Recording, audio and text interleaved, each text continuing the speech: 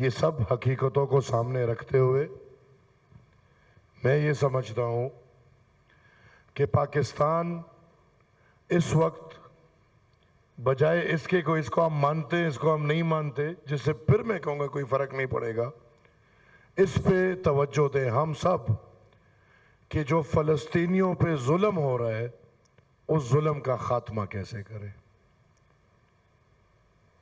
اس ظلم کو بند کیسے کریں۔ کیا ہمارے نہ ماننے سے وہ ظلم بند ہو جائے گا؟ اور اگر ہمیں یہ کوئی گارنٹی دیتا ہے کہ اسرائیل کو مان لے فلسطین پہ ظلم بند ہو جائے گا اور وہ فلسطین کو بھی مان لیں گے، تو میرے خیال میں دیکھیں، میں یہ سمجھتا ہوں کہ پاکستان ایک آزاد خود مختار وطن، دوسروں کے دکھ اور درد میں شریک بالکل ہم ہو جائیں، لیکن ان کے مسائل کو ہم اتنا نہ اون کریں کہ ہمیں ان کی مرضی کا نہیں پتا کہ وہ لوگ کیا چاہتے ہیں، لیکن ہم اپنے فیصلے اس کے اوپر ڈال دیں۔ بدقسمتی سے ادھر بات ہوئی، جب ظلم کی بات ہوگی، مظلوم کی بات ہوگی، جو فلسطین اور اسرائیل کے نشان ہے، اسی طرح جب کشمیر کا نام لیا جائے گا تو مظلومیت کا نشان ہے۔ اور احتساب ہمیشہ اپنے آپ سے ہوتی ہے۔ ہم کشمیر کے لوگوں کے سامنے بیٹھ کے مقبوضہ کشمیر کی بات کرتے ہیں، مجھے خود سمجھ نہیں آتی۔ ہماری شہر حق جو پاکستان کے نظریے سے ہمیں دکھایا گیا ہے، وہ شہر حق تو ہم میرے خیال میں کھو چکے ہیں، لیکن اس شہر حق کو کھونے کے ساتھ اگر ہم فلسطین کی آزادی کی بات کرتے ہیں تو میرے خیال میں ادھر بیٹھے ہوئے ہم کشمیر کی آزادی کی بات ضرور کریں گے، اور وہ صرف وہ کشمیر نہیں جس پہ انڈیا نے قبضہ کیا ہے۔ کشمیر کے 3 حصے بنا کے 3 لوگ قبضہ دار ہیں، وہ تینوں اپنا قبضہ چھوڑ کے کشمیر کی مرضی سے کشمیر کو اپنا فیصلہ کرنے دیں۔ اور اسی کے ساتھ ساتھ ایک اور ملک بھی ہے جو کہ مظلوم ہے، اور وہ ملک افغانستان ہے۔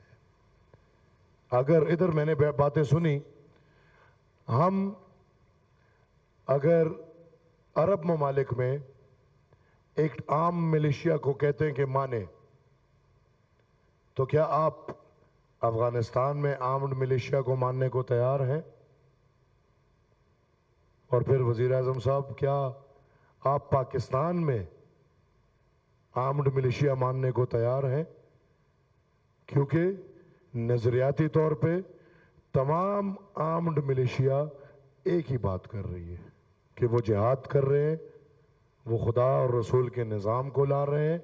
وہ اگر آرمڈ ملیشیا افغانستان میں ہو وہ بھی یہی بات کر رہے ہیں، وہ آرمڈ ملیشیا اگر پاکستان میں ہو وہ بھی یہی بات کر رہے ہیں، اور وہ آرمڈ ملیشیا اگر عرب ملک میں ہو وہ بھی یہی بات کر رہے ہیں۔ اگر ہم پاکستان میں ٹی ٹی پی کو ماننے کو تیار نہیں تو میرے خیال میں ہم کسی بھی آرمڈ ملیشیا کے سپورٹ میں ہمیں نہیں کھڑا ہونا چاہیے۔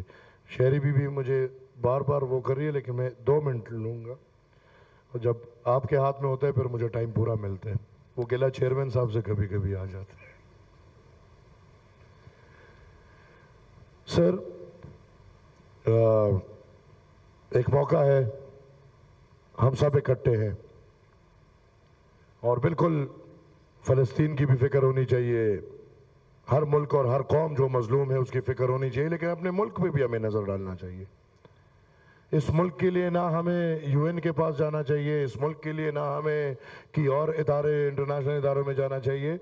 اس ملک میں خدا نخواستہ غازہ شپس بن رہے ہیں۔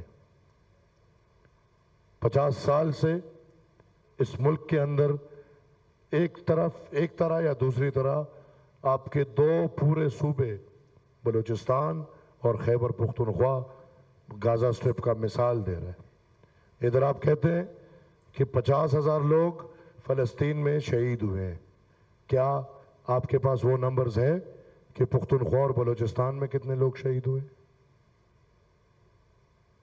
تو میں اس وقت کا فائدہ اٹھاتے ہوئے حکومت وقت اور تمام تر پاکستان کے اداروں سے یہ درخواست کروں گا کہ آج اگر ہم جو رونا فلسطین کے لیے رو رہے ہیں، خدا نخواستہ 50 سال بعد کہیں ہم بلوچستان یا پختونخوا کے لیے بھی یہی رونا نہ رو رہے ہوں۔ ایک میری گزارش یا رائے میں کہوں گا کہ ہم کیا کر سکتے ہیں۔ ہم تو ایسے ملک ہیں کہ قرض دار بھی ہیں اور سب کچھ، لیکن اس ملک نے ایک کام جو بڑا بہترین کیا ہے اس کو جہاد بولتے ہیں، اور 50 سال سے اس ملک نے جہاد کو پروموٹ بھی کیا ہے۔ 50 سال سے اس ملک نے جہادی ایلیمنٹ کو پروموٹ کیا ہے۔ 50 سال سے اس ملک نے پاکستان بالخصوص خیبر پختونخوا، بلوچستان اور افغانستان میں جہاد، مسلمان زمینوں پہ جہاد کیا ہے۔ لہٰذا میری رائے یہ ہے کہ ہم وہ کر سکتے ہیں۔ صدر صاحب اور وزیر اعظم صاحب کچھ ٹکٹیں مکٹیں آپ مان لیں، کچھ ہم مان لیں گے، اور جو 50 سال سے مسلمانوں پہ جہاد کر رہے ہیں ان سے ہماری گزارش ہے کہ یہ جہاد اب اسرائیل میں جا کے لازمی کریں۔ یہ راستہ ہمارے پاس ہے اور ان سب کو اسرائیل بھیجیں تاکہ یہ اسرائیل میں جہاد کرے۔ Thank you G.